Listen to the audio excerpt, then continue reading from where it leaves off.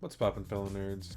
So on Saturday, I participated in the Top Cut event's Evolution Cup for Digimon, and I didn't do near as well as I did in the June tournament that they hosted. And I'm gonna go over why I think that is. I brought yellow again, and I was tinkering with my deck list, and I think I just tinkered a little too much. Like, I don't think it made it bad per se, but it made it slightly less consistent as far as survivability is concerned.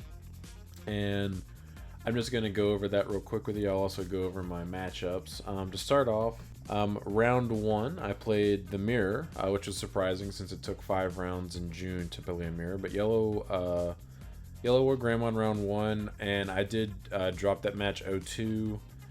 Kind of got level locked, I believe, game 2, and then game 1 just back and forth, and I just couldn't recover enough to keep up. Game 2 was versus Black Blastmon. That was a 2-0. Tricky matchup. It did drag on quite a bit, even though it was only 2 games, just because he had blockers and stuff, so I had to like time my stuff and build up to where I could kill his blocker and then kill him. Round 3, Yellow or Greymon and Mirror again. That one I won 2-1. Close match, just like most of them were, but I was able to squeak it out. Round 4, Yellow Shine Greymon. First time I played against Shine since 1.5 format. Nice guy. I ended up losing that 1-2. Yeah, not much to say there. I lost game 1. I forgot exactly what it was, but like game 1 I just like really couldn't play. And then I won game 2, and then game 3 he got me. Round 5, I played against Blue Imperial Dramon.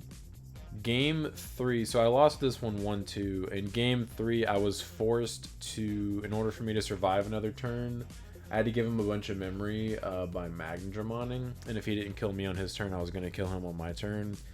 But he ended up being able to Lobomon for game, which is a thing. And then round 6, I played against Purple Metal Garurumon. That was a 2-0 for me. Fortunately, my locals is full of purple players, so I'm pretty well versed playing against that deck. I don't think it's an easy matchup at all. I just think from my experience with my locals, like I know how to play around most of their stuff. I'm not saying they can't beat this deck, but it definitely helped me out having a bunch of Purple Metal Garurumon on my locals. And then round 7, I played against Green OTK, Nidhogg, whatever. That was a very close match, but my opponent ended up squeaking it out in game 3. So I lost that match 1-2. So my overall record was 3-4. Definitely not good. I think I finished like 118th or something. Because top 64 got prizing, I didn't drop when I was X3 because there was like still potential that I could top 64 if I went X3. So I didn't lose my last game obviously until the final round. There were only 7 rounds in the tournament. So I did play all 7 rounds, win X4, 118th, and there were some very minor misplays that I can think of off the top of my head. Like nothing, I don't think anything major. I think my biggest issue was the few small tweaks that I made to my deck, and I'm just going to go over them really quick just so you guys are aware. So what I did was I ended up cutting the 2 Lucamon and the 2 Edens from my deck list. The 2 Lucamon, I had a legitimate reason, just because like you could never Digivolve on top of this thing, so like it was annoying that like, yeah, it's 10k body, you put it on the field, recover, but like it doesn't, once it's there, it's just there. Like you can't Digivolve on top of this, and also like if it's your only rookie, you can't Digivolve on top of your Digitama for the draw. So it was kind of frustrating for it to be somewhat of a brick. Like it's a good card, but it does not function outside of you being able to play it for free or mid to late game when you have 5 or 10 or more cards in your trash and you can play it for 5. So it's like inherently a brick. But the Edens, I wanted to try cutting this card and playing more Digimon, but I regret cutting these 4 cards. I'll go ahead and go over the cards I cut them for though. I played a 3rd Pata and a 4th Turumon. So this made my rookie count 15. This made my champion count 11. And then I played a 4th War Growl This bumped my ultimate count up to 10, and then I played a third Valderarm. That's bumped my Valderarms up to 3, obviously. So I definitely regret this. Like I said in my previous profile, like playing Valderarm on top of your Greymon limits your upside on the following turn. So if you could Edens, and a lot of times been to late game, like this can do the same thing that your Valderarm's doing and just blow up any major threat. So I definitely regret playing 3 of this. So this would definitely go back in, and I don't think you need to play a 4th War Growl after playing it in that many rounds, so I think that can go back in. And I definitely don't need to play 3 Patas, so that can go back in. And I do want to play 2 Lucamon again.